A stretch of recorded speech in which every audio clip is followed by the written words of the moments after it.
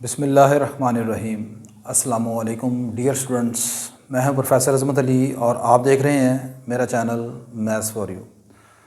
जैसे कि आप लोग जानते हैं कि हमने calculus written by S M Yusuf जो है वहाँ से एक चैप्टर नंबर 6 प्लेन कर्व 1 जो है ये स्टार्ट किया हुआ है। आज के लेक्चर में हम डीजेनरेट कॉनिक सेक्शन के ऊपर डिस्कशन करेंगे और यहाँ पर हम देखेंगे कि नेचर ऑफ कॉनिक्स को by second degree general equation से विद प्रोडक्ट टर्म। मैंने लास्ट लेक्चर में नेचर ऑफ कॉनिक को डिस्कस किया था विदाउट प्रोडक्ट टर्म से। आज हम डिस्कस करेंगे नेचर ऑफ कॉनिक को विद प्रोडक्ट टर्म से, और फिर उसके साथ ही मैं यहाँ पर डीजेनरेट कॉनिक सेक्शन के ऊपर भी बात करूँगा। अब अगर अभी तक आपने प्रीवियस लेक्चर नहीं देखे तो मैंने इस पूरे चैप्टर का जो लिंक है वो डिस्क्रिप्शन बॉक्स में रख दिया है, आप उस लिंक पर क्लिक करके प्रीवियस लेक्चर को बआसानी देख सकते हैं। तो सबसे पहले बात करते हैं कि सेकंड डिग्री जर्नल इक्वेशन जो है आपकी प्रोडक्ट टर्म वाली ये क्या है और किस तरह की होती है। Equation of the form A X square plus B Y square plus G X plus F Y plus H X Y plus C equal to 0। This represent second degree general equation of conic with product term. अच्छा, यहाँ पर ये भी साथ लिख लें 2gx 2fy 2hxy plus equal to 0। अच्छा, अब यहाँ पर जो नेचर ऑफ कॉनिक आपने डिस्कस करनी है वो हम डिस्कस करेंगे बाय डिस्क्रिमिनेंट से। Nature of conic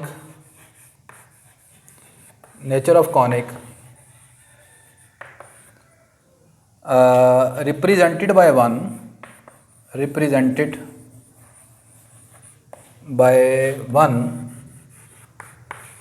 can be discussed by evaluating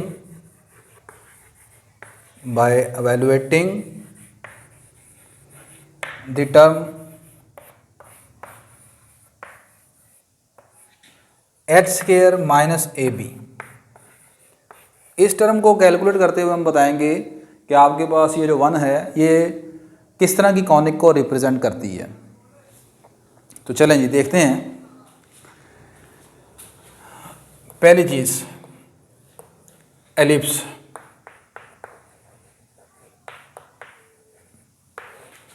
अगर आपके पास H square minus A B less than 0 हो तो ऐसी सूरत में आपके पास ये जो क्वेश्चन नंबर 1 है ये एलिप्स को रिप्रेजेंट करेगी। 2 पैराबोला। अगर आपका ये जो टर्म है जिसे मैं यहाँ पर डिस्क्रिमिनेंट बोल रहा हूँ एच स्क्वायर माइनस ए बी ये इक्वल टू 0 आ जाए तो then this represent parabola. And third one is hyperbola.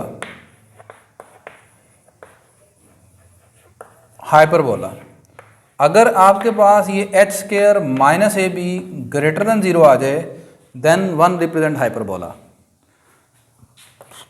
चौथा केस सर्कल का।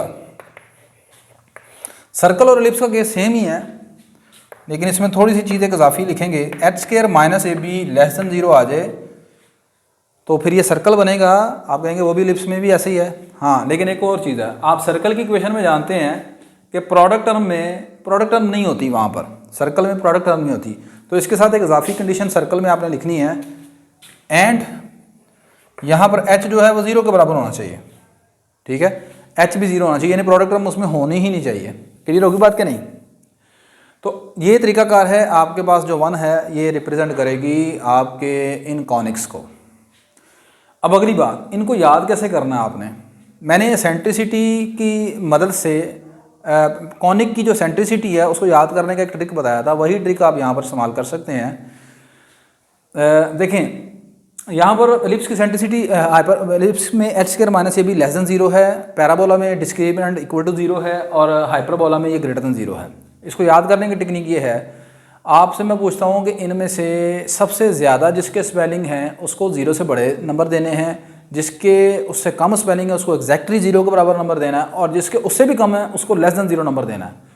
तो बस ये टेक्निक है। इसमें सबसे कम स्पेलिंग है एलिप्स की, तो एलिप्स के स्पेलिंग सबसे कम है, इसे लेस देन जीरो नंबर दें।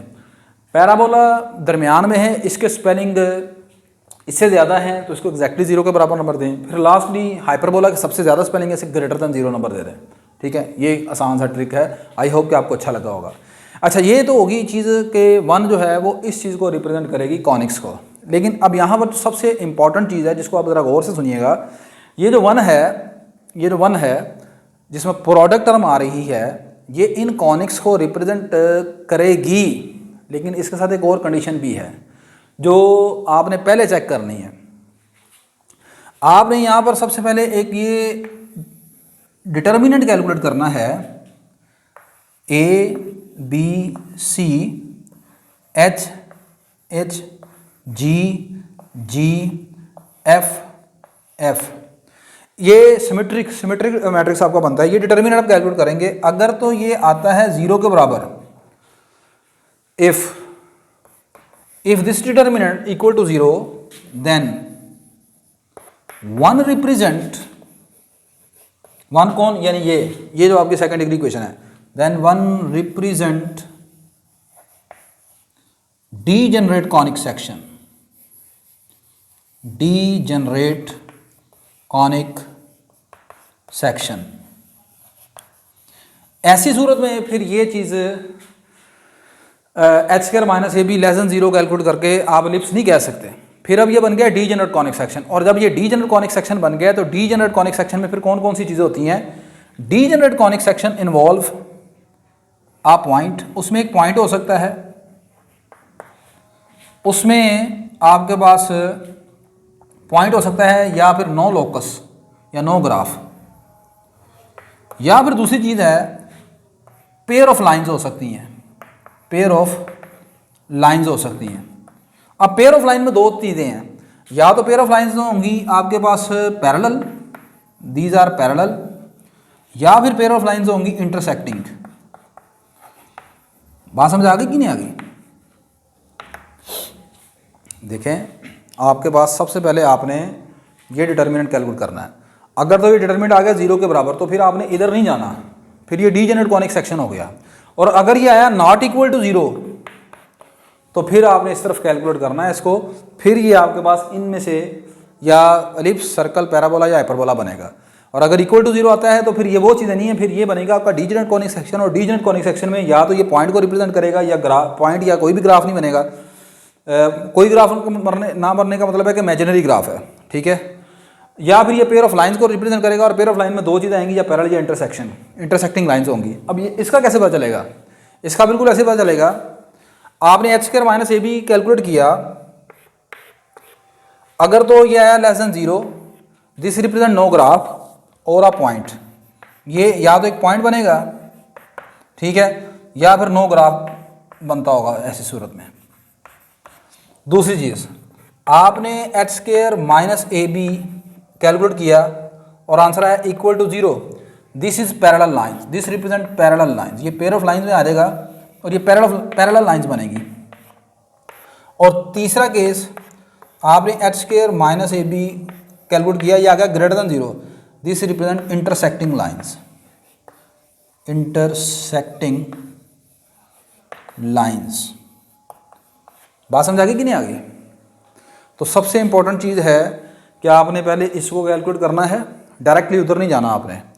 हमें एक इक्वेशन दी हुई है मिसाल के तौर पर, मैं चलें एक एग्जांपल यहाँ पर हम कर लेते हैं ताकि आपको अच्छी तरह समझ आ जाए इन चीज़ों की।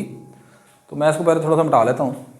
ले बेटा, नेक्स्ट ये एक एग्जांपल आपके सामने मैंने लिखा, check the nature of the conic 2x square minus x Y plus 5x minus 2y plus 2 equal to 0। इसे मैंने 2 कह दिया और ये मेरे पास 1 है। इसको 1 और 2 को कंपेयर कर लेते हैं। एक्स स्क्वायर का कोफिशिएंट जो है वो a है, तो a की वैल्यू 2 है। वाई स्क्वायर इसमें नहीं है तो b जो होगा वो यहाँ पर 0 हो जाएगा। x का कोफिशिएंट यहाँ पर प्रोडक्ट टर्म जो है वो यहाँ पर 2h है, यहाँ पर प्रोडक्ट टर्म है -1, तो 2h आ गया -1 के बराबर, h की वैल्यू -1/2 आ गई। x का कोफिशिएंट 5 है तो उधर x का कोफिशिएंट 2g है, 2g = 5, g की वैल्यू 5 आ गई। इसी तरह f की वैल्यू -1 आ गई और कांस्टेंट c 2 के बराबर है। इतना करने के बाद अब डायरेक्टली h² - ab नहीं निकालना आपने, क्योंकि हमने पहले ये फैसला करना है कि ये डीजेनरेट बनता है या डीजेनरेट नहीं बनता। तो सबसे पहले आपने निकालना है ये डिटर्मिनेंट, ये वाला, ये डिटर्मिनेंट कैलकुलेट करें आप सबसे पहले। तो यहाँ पर ए बी सी की वैल्यू, a की वैल्यू 2, b 0, c की वैल्यू 2 आ गई। आगे यहाँ पर h की वैल्यू है -1/2, यही वैल्यू -1/2 इधर लिखनी है आपने। आगे लिखना है g, तो g मेरे पास है 5/2 और यही 5/2 हमने इधर लिखना है। आगे लिखना है f, तो f की वैल्यू है -1, ये भी -1 आ गया। इसको डिटर्मिनेंट को आप कैलकुलेट करें, मैंने कैलकुलेट किया हुआ है, इसका आंसर आएगा 0 के बराबर। अब जब ये 0 के बराबर आ गया तो अब फिर जो ये गिवन इक्वेशन है ये बन गई हमारी डीजेनरेट कॉनिक सेक्शन। अब ये डीजेनरेट बन गई है तो फिर ये सर्कल, एलिप्स, पैराबोला, हाइपरबोला ये कुछ नहीं होगा। अब अगली चीज़, अब हम कैलकुलेट करेंगे h² - ab को। तो h² - ab को कैलकुलेट करना है तो h की वैल्यू कितनी है, -1/2, ये आ गया -1/2 का स्क्वायर, माइनस a कितना है, a की वैल्यू है 2 और b कितना है 0। तो ये मेरे पास आ गया +1/4 -0 डेट इज इक्वल टू 1/4, ये आ गया ग्रेटर देन 0। अब ये h² - ab ग्रेटर देन 0 आ गया। दिस रिप्रेजेंट इंटरसेक्टिंग लाइंस, ये पेयर ऑफ लाइंस है और पेयर ऑफ लाइंस में से ये इंटरसेक्टिंग लाइन है। इसका मतलब ये दो पूरी 2 है ना, ये 2 पेयर ऑफ लाइन को रिप्रेजेंट करेगी और डैट इज दीज 2, इस तरह ये पेयर ऑफ लाइंस हो जाएगी। ठीक होगी बात ये।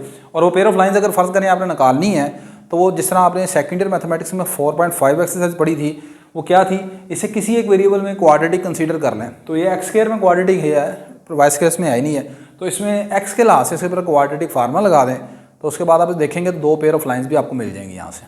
ठीक है, तो आई होप कि आज का लेक्चर आपको समझ आया होगा, आपको पता लगा होगा कि डीजेनरेट कॉनिक सेक्शन क्या है, डीजेनरेट कॉनिक सेक्शन को किस तरह जज करते हैं। ठीक है, मेरी ये वीडियो अगर आपके लिए हेल्पफुल है तो इस वीडियो को लाजमन लाइक कीजिएगा, शेयर कीजिएगा और चैनल को सब्सक्राइब कीजिएगा। इंशाल्लाह नेक्स्ट लेक्चर में आपसे दोबारा मुलाकात होती है, तब तक के लिए इजाज़त दीजिए। अल्लाह हाफिज़ जी।